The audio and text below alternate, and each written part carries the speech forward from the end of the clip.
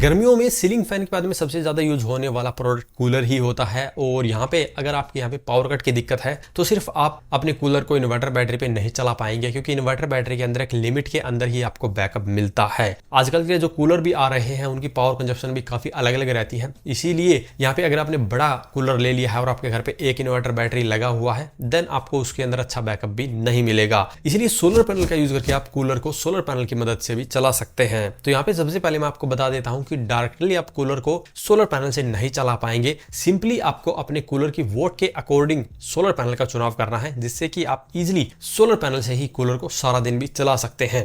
तो यहाँ पे एग्जांपल लेते हैं कि आपके पास में एक 150 वाट पावर कंजप्शन वाला कूलर है। अब आपको इसको सोलर के साथ में चलाना है, देन यहाँ पे आप इसको 250 वोट के पैनल से बड़े ही आसानी से चला सकते हैं। लेकिन ये चलेगा कितनी देर, ये डिपेंड होता है कि आपको चलाना कितनी देर है। 150 वोट का अगर आपने कूलर चलाया हुआ है और उसे आप 10 घंटे चला देते हैं, देन यहाँ पे 1.5 यूनिट के करीब ये पावर कंज्यूम करेगा। अब आपको 1.5 यूनिट सोलर पैनल से लेने के लिए लगभग 300 वोट के पैनल की आवश्यकता होगी। और यहाँ पे हमने जैसा बताया कि आप चला तो इसे 250 वोट से भी सकते हैं, बट अगर आपने 250 वोट का पैनल लगा दिया है तो सुबह और दोपहर तक आपका कूलर अच्छे से चल जाएगा, बट शाम होते होते आपकी बैटरी यूज होनी शुरू हो जाएगी और आपके इन्वर्टर बैटरी भी डिस्चार्ज हो जाएंगे। तो इसीलिए आपको एक सही साइज के सोलर पैनल का चुनाव करना है, जिससे कि कूलर भी चले, बैटरी भी चार्ज हो। तो यहाँ पे अगर आपने अपने घर पे 150 एच की एक बैटरी लगाई है तो इसको लगभग 1.5 यूनिट की पावर चाहिए। और जैसा कि मैंने बताया 150 वोट के कूलर को 10 घंटे चलाते हैं तो उसको भी 1.5 यूनिट पावर चाहिए। इसके अलावा अगर आपके घर पे आपने अदर अप्लायंस भी चलाए हुए हैं, मान लीजिए सीलिंग फैन भी चलाया है, पंखा भी है,